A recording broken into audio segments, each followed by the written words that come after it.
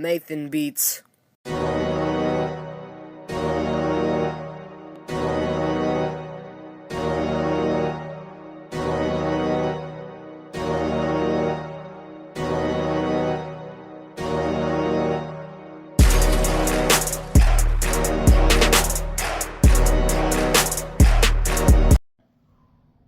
What's up, y'all? This your boy, Mr.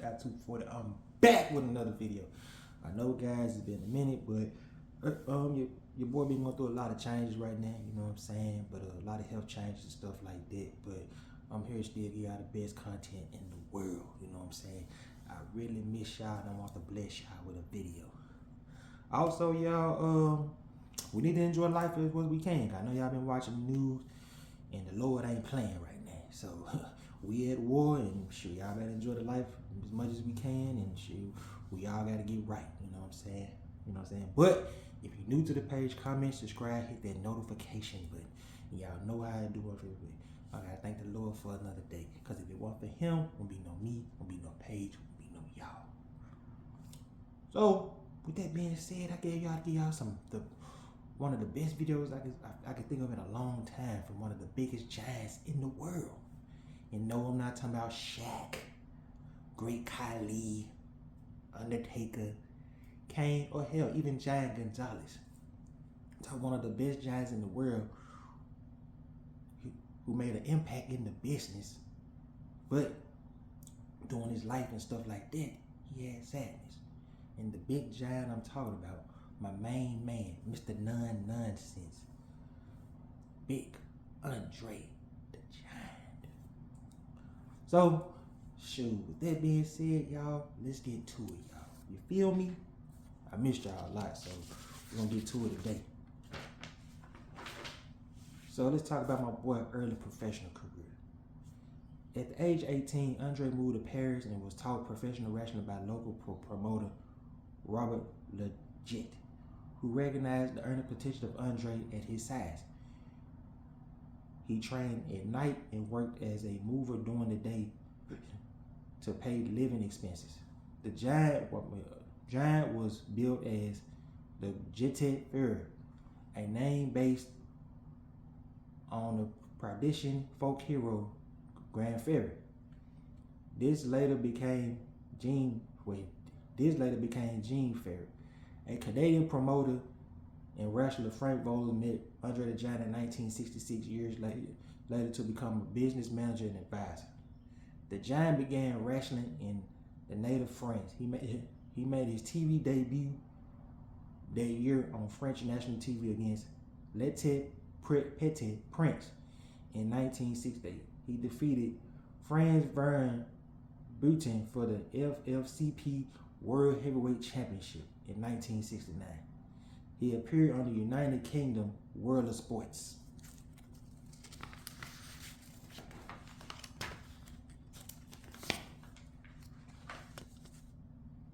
Programmed regular wrestling slots and defeated Jim Hussey, the father of Mark Rocco.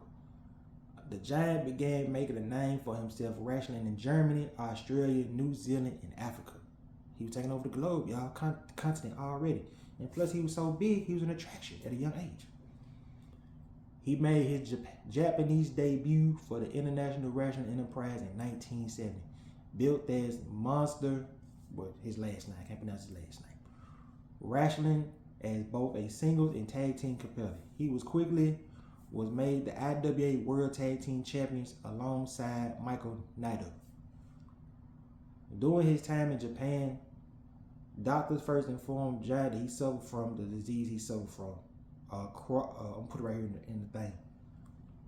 So they let him know, he had a warning. Of course, I just got a warning with the doctors. You know what I'm saying? I gotta go to dialysis. You feel me? But you know what I'm saying? Y'all know how they go. The Giant next moved to Montreal, Canada in 1971, where he became an immediate success, regularly selling out Montreal Forum. Promoters eventually ran out of opponents for him, so as a novelty of his size wore off, the gate receipts dwindled. She was an attraction. Giant was defeated by Aidan Al-Kassi in Baghdad in 1971.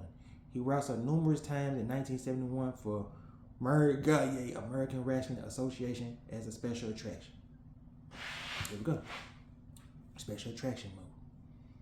In 1973, Vincent J. McMahon, the founder of the World Wrestling Federation, became Andre Agent. That's the daddy, not Vince. Well, not, you know what I mean. McMahon suggested several changes to the Giant booking and presentation to enhance his star power. He felt the Giant should be more portrayed as a large and movable monster and enhance to the perception of it. But it explains why Vince loves big guys himself. Explain why Junior is like that, because Vince do. He tried to push Mason Ryan, yeah. We'll leave that to where I ain't saying Mason Ryan on Andre the Giant level, but you get the point. He felt that Andre the Giant should be a large, immovable monster and enhanced perception of his size. McMahon discouraged Giant from performing maneuvers as drop kick, although he's capable of performing such an agile move before his health started deteriorating later on in life. I'm pretty sure we're gonna get to that. He also began billing Giant as Andre the Giant, set up as a traveling tent schedule, leading him to wrestling around the world to keep him from being overexposed in any area. Promoters had to guarantee Andre the Giant a certain amount of money, as well pay Vince McMahon Sr. Hey, shit, Vince gotta get his cut too. I ain't mad at you, dog. You gotta get your shine in. As long as you don't rip Andre off, we all good. On the 24th of March 1973, Andre the Giant debuted in the World Wrestling Federation as a fan favorite, defeating Frank Vargas and Bill Promote in a handicap match in Philadelphia. 2 days later, he made his debut in New York, Madison Square Garden, against Buddy Wolf.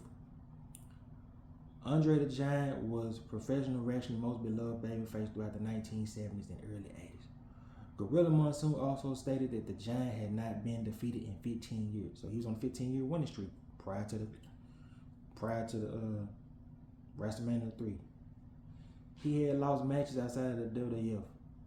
I lost to Aiden, of course, the dude in Baghdad in 1971 in Iraq. And he had pinfall losses to Don Leo Jonathan in Montreal in 1972. He lost to Killer Kowalski in 1972 in Quebec City. 2 draws and the counter loss to the Sheik in Toronto in 1974. Andre the Giant, after a fireball was thrown in Andre's face, knockout to Jerry Lawler in Memphis in 1975, and a count out to Lawler in I ain't know Jerry King Lawler for Andre the Giant. A count out loss to Lawler in Louisville in 1977. A draw with Bobo Brazil at a battle royal. I think I saw the video. I don't know if that was that video, but y'all let me know. A battle royal to Bobo Brazil in Detroit in 1976. Ronnie Garvin in 1978, and Stan Hansen by disqualification in Japan in 1981.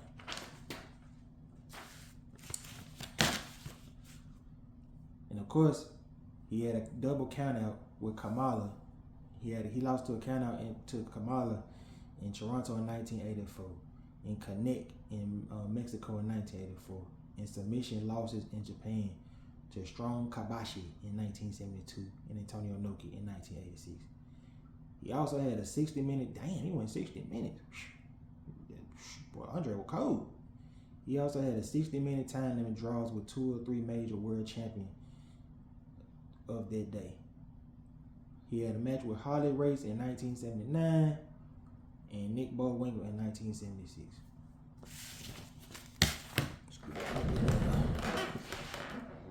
In 1976, the second showdown at Shea, Andre fought professional boxer Chuck Whipple in an unscripted boxer versus wrestler fight.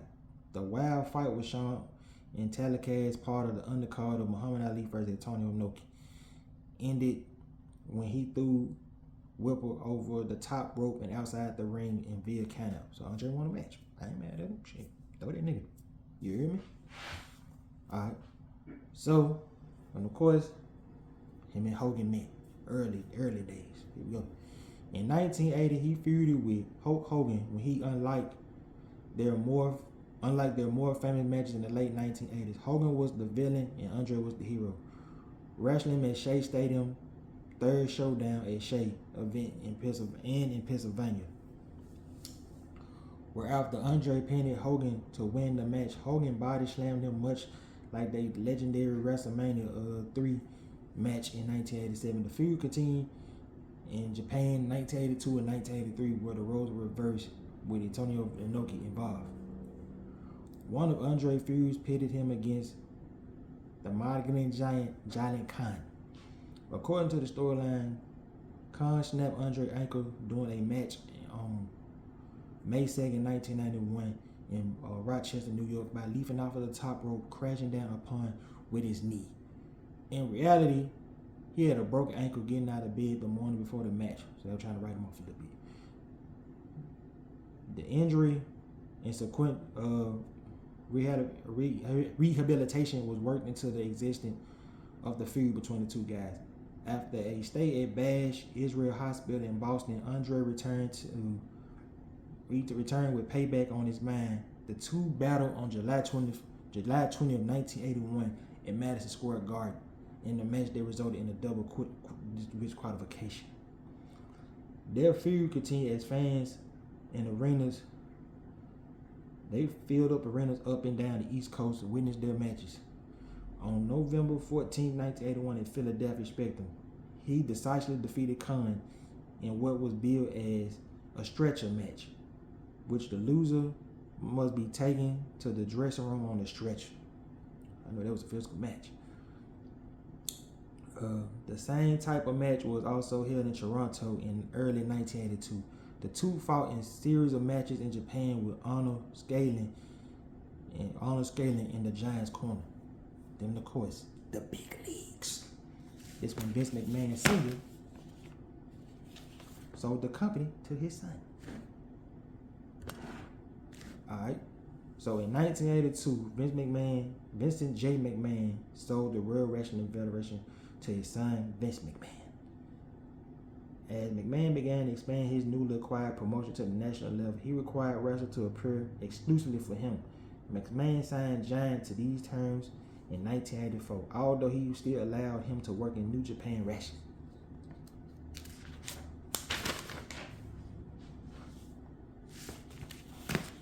Okay. Andre feuded with Big John Studd. Now let's be real. Andre in the movie, if y'all watched the movie, the documentary, which was a good documentary, Andre didn't like a lot of people. And Big John Studd was one of them. Cause you know John Studd like 6'5", 6'8". He's still in Andre Steelo. He's stepping over the top rope right here, Giant. And Andre didn't like that. And they said Andre gave my boy that work.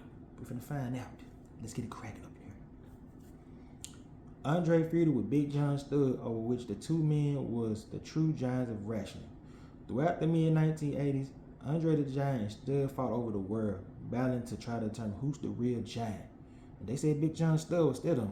He said Andre was beating that boy so bad he was breathing for his breath. Damn. Whew. Where was it? Oh yeah, they were fighting over the world, battling to determine who's the real giant of wrestling. In 1984, Studd took the feud to a new level when he and partner Ken Patera knocked out Andre Giant during a televised tag team match and proceeded to cut his hair off. After gaining revenge on Patera, they cut his hair off. But after gaining revenge on Patera, Andre the Giant met John Studd in a body slam challenge match at the first WrestleMania, which held it March 31st, 1985 at Madison Square Garden in New York City. Andre the Giant slammed Studd to win and collected $15,000 and proceeded to throw the cash to the fans and having the bag taken from him by John Studd, Bobby the Brain Heenan. It's just so funny. He ended up his manager 2 years later. But at WrestleMania 2, April 7, 1986, Andre the Giant continued to display his dominance by winning the 20-man battle royal, which features national football players, which one, William Perry and shit. That was trash. Anyway, in wrestling, he last eliminated Bret Hart to win the contest. Following his final tour with New Japan Wrestling in 1986 in Austria, and a win over CWA World Champion Otto Wanz, the Giant began exclusively working for WWF after that. Then, of course, after WrestleMania 2, he continued to feud with John Studd and King Kong Bundy. Around this time, the Andre Giant needed he required a leave of absence due to his health, due to side effects of his disease he currently is dealing with. It started taking a toll on him. As he began wrestling in the tour of Japan, he also decided to do the great movie The Princess Bride. To explain his absence and develop, in which Bobby Heenan suggesting Andre the Giant and a partner of his choosing to wrestle John Studd and Bundy in a televised tag match. Andre the Giant failed to show. WWF Jack Tunney immediately suspended him. In the later summer of 1986, the Giant returned to the United States. He began wearing a mask, competing as the Giant Machine. If y'all know, if y'all saw they used to do the treasure show, whatever. I remember a big show when Mark Henry, they wanted that mask, you know what I'm saying? But Sonny Ono wasn't playing dirty. He was playing dirty, and Mark Henry wanted to knock his ass out. Fun fact. So he began the wrestling as the Giant Machine. So, where was it? Damn, I just messed up. I know I didn't. Okay.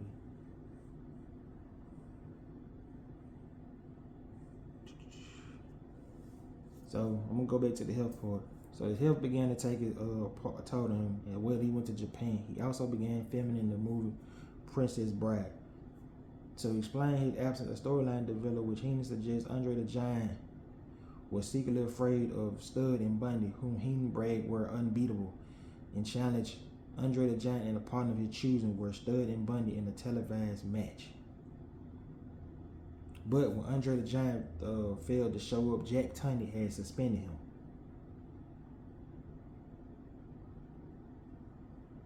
So they suspended him indefinitely. So in the late summer of 1986, Andre the Giant he came back to the United States and began competing as the Giant Machine. He started wearing a mask, competing as a Giant Machine in a stable known as the Machines. Big Machine and Super Machine were the other members. Hulk Hogan and Roddy Piper. The other member was Hulk Hogan and Roddy Piper. Were also one-time members. The WWF television announcers sold the Machines as a gimmick that was copied in New Japan Wrestling character Super Strong Machine, played by Japanese wrestler, I don't know dude's name, as a new tag team from Japan, and claimed not to know the identities of the other wrestlers. Even though it was obvious to fans that it was Andre the Giant competing as Giant Machine, he, Studd, and Bundy complained to Tunney, who eventually told Heenan that if he could prove that Andre the Giant and the Giant Machine were the same person, Andre the Giant would be fired. Andre the Giant thwarted Heenan, Studd, Bundy at every turn. Then in the late 1986, the Giant Machine disappeared and Andre the Giant was reinstated for shouting Andre the Giant heel turn. He didn't express approval of the reinstatement, but did not explain why. They were about to find out right here. 1987, 1989.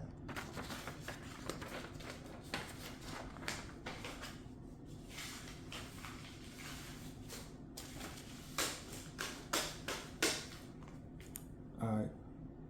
Andre the Giant had turned heel in 1987 to be the counter to the biggest babyface in the world. And Hulk Hogan was larger than life. He was on cartoons, TV, Mr. T. He was main event of WrestleManias back to back. So Hulk Hogan needed that big heel to get in the way.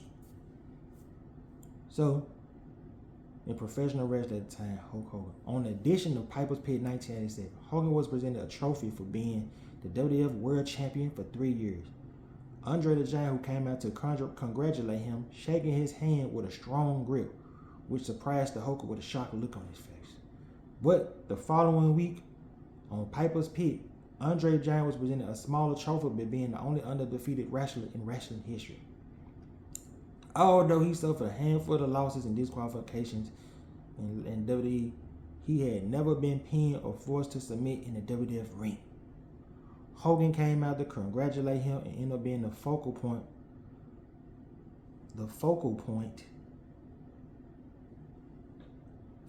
Damn it. He came out.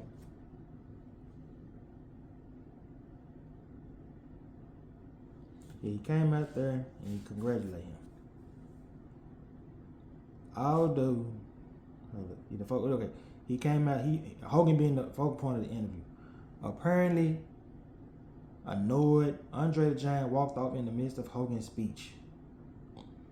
A discussion between the Giant and Hogan was scheduled on Piper's Pit that aired on February 7th, 1987. The two met, where Hogan was introduced first, followed by the Giant, who was led by his rival, Bobby the Brain Heenan. And that's when Hogan had that shock look and said, like, Andre, what you doing, man? What's this? What's going on? And this what happened. Speaking on behalf of his new protege, he accused Hogan of being Andre's friend only so he would not have to defend the title against him. Hogan tried to reason with the Giant, but his plea was ignored, and Andre the Giant challenged him. This is when he pointed at him, and he was like, look at me. And then we lift him up like this. He challenged Hogan for a match for the WWF World Heavyweight Championship at WrestleMania 3.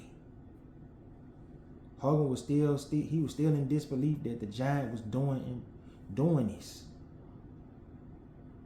Promoting Bobby Heenan to say, you can't believe it, well maybe you'll believe this. Hogan, just before Andre the Giant ripped off the t-shirt and crucifix from this Jesus cross, but that's another thing. But he ripped the Jesus piece from his chest, scratching Hogan's chest, causing Hogan to bleed. Because Hogan was shocked that he was bleeding, he couldn't believe it.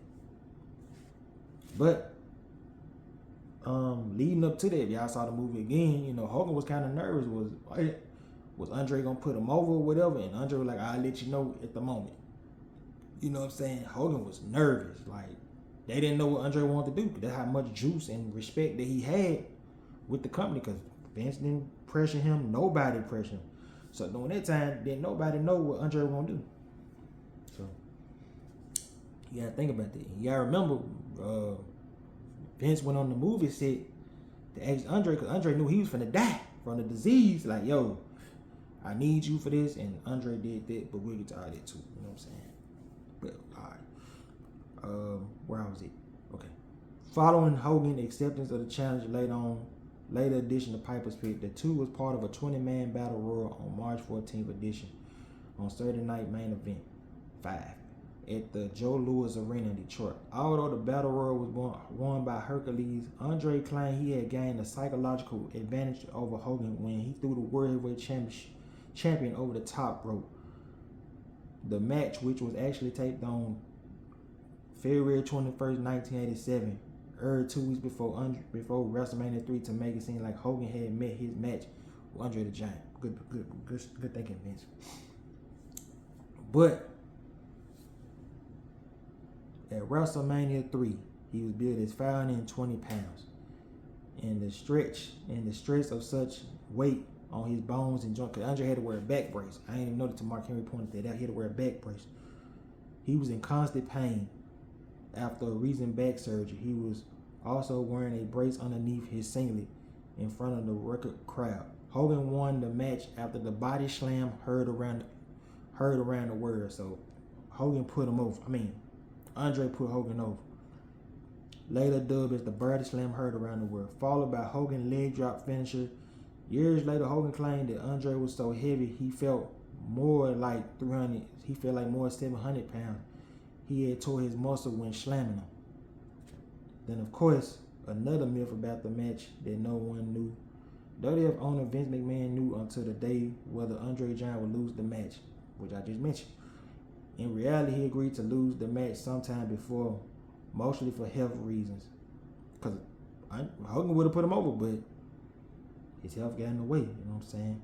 Contrary to popular belief, it was not the first time that Hogan had successfully fought body slam Andre the Giant in the match. A then heel Hogan had, of course, we mentioned that earlier. So my boy had a lot of health problems and stuff like that, you know what I'm saying?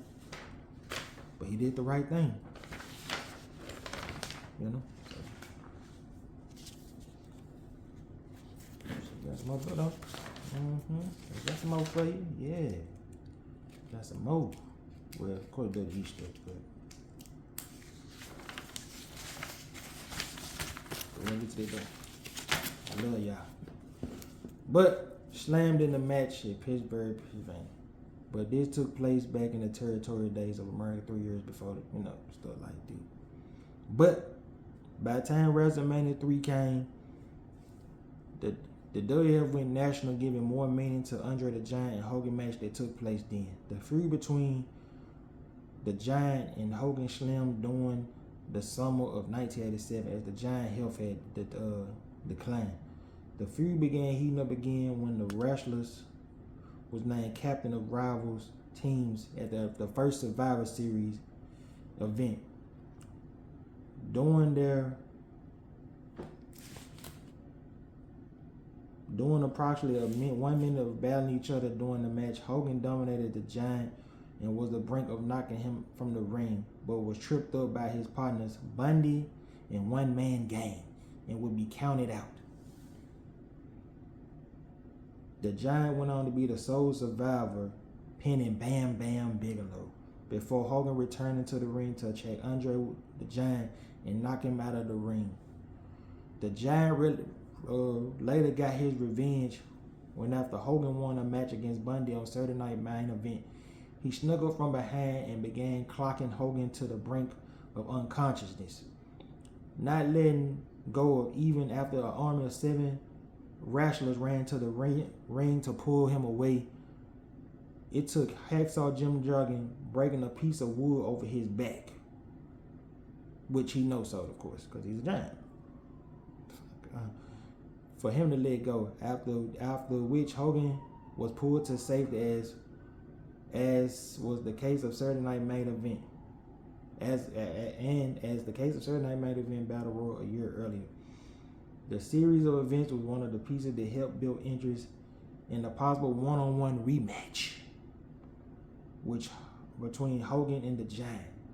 And to make it seem the Giant was certain to win easily, when they meet. Meanwhile, the Giant returned to Germany December 1987 for another match with Once, which he lost to a countout. But in the meantime, the $1 Million Man Ted DiBiase failed to persuade Hogan to sell his WWF Championship after failing to defeat Hogan in a series of matches. DiBiase turned to Andre the Giant to win it for him. Him and DiBiase had teamed several times in the past, including Japan in the WWF late 1970s and the early 80s.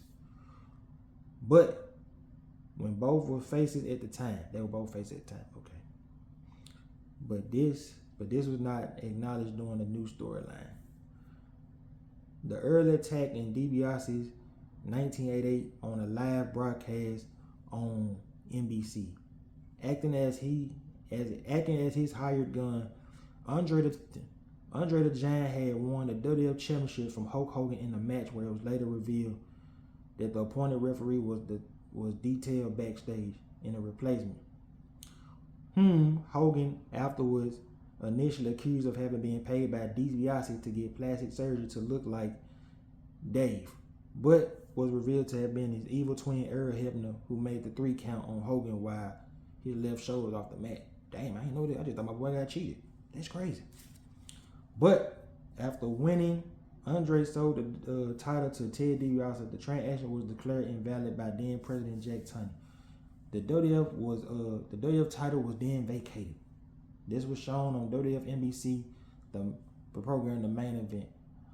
Hogan and Andre fought to a double countout in the WWF title tournament with the idea of the storyline saying that Andre was working again on DiBiase's behalf, giving DiBiase a clear path in the tournament.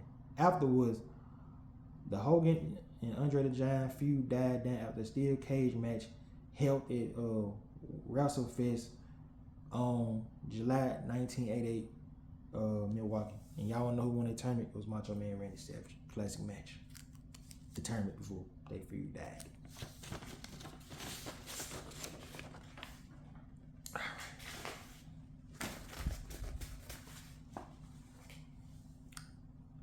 At the time, at the inaugural SummerSlam pay-per-view at Madison Square Garden, the DiBiase and Giant deal as the Mega Bucks faced it, of course, new team, the Mega Powers, Hulk Hogan and Randy Savage. Andre the Giant didn't like Randy Savage, I guess, for how he treated Liz, because they said shit, man, Randy, they said goddamn, Andre the Giant used to get Randy Savage that work. It was so fun. I know y'all seen the scene where Randy Savage had come out with baby oil and they were playing cards and Hogan was like, he said, "No baby oil," and just didn't like the nigga. I don't know. Y'all let me know in the comments, you hear me? Okay. So they fought the Mega Powers at SummerSlam in the main event with Jesse Ventura as the special guest referee. During the match, the Mega Powers manager, Miss Elizabeth, distracted the Mega Bucks and Ventura when she climbed on the ropes and removed her yellow skirt and walked around in a pair of red panties. This allowed Hogan and Savage time to recover and eventually win the match, with Hogan pinning DiBiase. Savage forced Ventura hand down for the final 3 count due to Ventura's characteristically odds with Hogan and unwilling to count. You know, he didn't want to count. You know what I'm saying? Concurrent with the developing feud with the Mega Power, Giant was placed in a feud with Jim Duggan, which began after Duggan knocked Giant with a 2x4 board during a television taping. Despite Duggan's popularity with fans, the Giant regularly got the upper hand in a feud. But he did get in the feud with Jake the Snake, and from what Jake told me, but from what Jake said, the matches was ass because of his health. But Drake did try to make him look good though. Andre the Giant next feud was against Jake the Snake Roberts. In this storyline, it was said that Giant was afraid of snakes, something that Roberts exposed on Saturday Night Main Event when he threw his snake Damien onto the Big Giant. As a result, he suffered a kayfabe mild heart attack and vowed revenge. During the next feud, Robert frequently walked to ringside carrying his snake and bag during Andre the Giant matches, causing the Giant to later run from the ring in fright. Throughout the feud, which culminated at WrestleMania 5, Robert constantly used Damien to gain psychological edge over the Giant.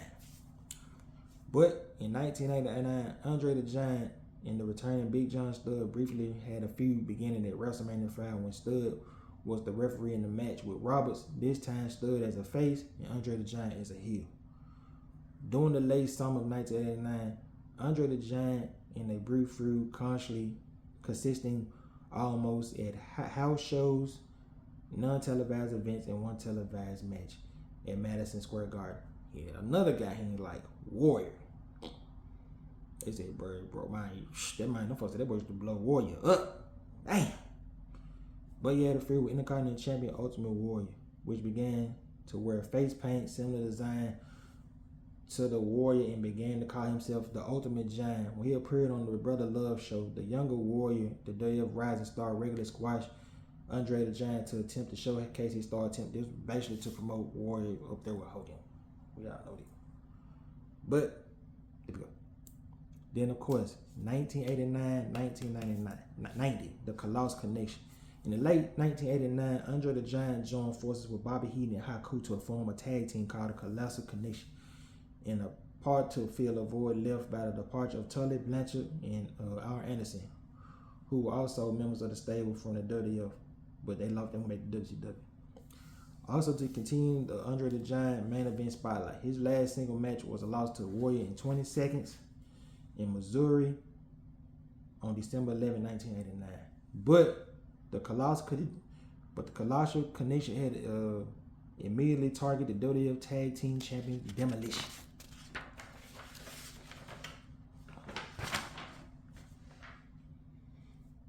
Who had recently won the belts from the Brain Busters at television taping December 13, 1989. The Connection had defeated the Demolition to win the tag titles. Haku and the Giants successfully defended their title mostly against Demolition until WrestleMania. WrestleMania 6 on April 1st, 1990, when Demolition took advantage of a mistimed move by the champions to regain the belts. After the match, a furious Heaton blamed Andre the Giant for the title, and after shouting at him before Bobby Heenan had slapped him in the face, this is when the Giant got real angry with a slap of his own that sent Heaton staggering over the ring. And Andre also caught a Haku kick, sending him reeling from the ring as well, prompting him and supporting Andre the Giant, turning Giant face for the first time since 1987. But due to his own ongoing health issues, the Giant was unable to wrestle at the time. And Haku actually wrestled the entire match with Demolition without tagging him in there. Damn. Yo, my boy was sick and shit. That shit fucked up. And then, of course, on the weekend television show, Bobby Heenan vowed to spit in Andre the Giant's face. And when he came back, crawling back to the Heenan family, he wrestled one more time with Haku, teaming to face Demolition at a house show in Hawaii. The Giant was knocked out of the ring, and the team lost in the countout after the match. After the match, the Giant and Haku would fight each other, marking the end of the team. His final WWE match, a combined WWE Japan show on April 13, 1990, where he teamed with the Giant Baba to defeat Demolition in a non-title, with Giant gaining the pinfall over it. So we all know he made like random appearances and stuff like that over the years, so we ain't even gotta get to all that. You feel what I'm saying? But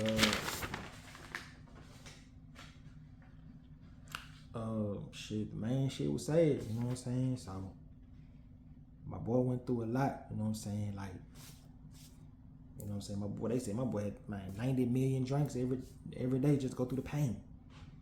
You know what I'm saying? And shit, to live with that and you still performing and you still thinking to the crowd, you know what I'm saying? I respect it, but do I say like when you making $1 million or just making money and stuff like that, man, you really ain't happy though. Cause I'm pretty sure during them times, I'm pretty sure he loved the fans, but he really wasn't happy. You know what I'm saying? So that's why I be like, sometimes, you know, you gotta ask yourself, like, if being famous worth it? You know what I'm saying? I gotta drink and do this, live my life, and then when you so famous, this famous life is so high demanding. You know what I'm saying? I couldn't be famous, bro. Cause I would have told Vince, hell nah, I ain't working. I'm sorry, fool. My life did. Shit, I'm off at my job right now for a month. Cause my health issues. Money don't mean shit. But having a relationship with God do. You know what I'm saying? The real Lord, not the one in the light that promised you everything. Like, my man went through hell, man. And then they say him and Vince had unresolved issues before he died. Cause I'm pretty sure he hated Vince. Calling him, asking him to work and do all this shit. Man, I ain't in shape, bro. I ain't in good shape, fool. Man, sometimes you gotta say fuck that money and fuck that. You know what I mean? Like, my boy went through hell, man. And then the way he died, you know what I'm saying? That boy died in that hotel room. Heart attack by himself. You know what I'm saying? So it's just like, sometimes you just gotta live life in a good perspective. Like, yo, look at this shit. My boy drunk 14 beers and shit. Like, man, I'm just reading this shit. Like, damn, fool.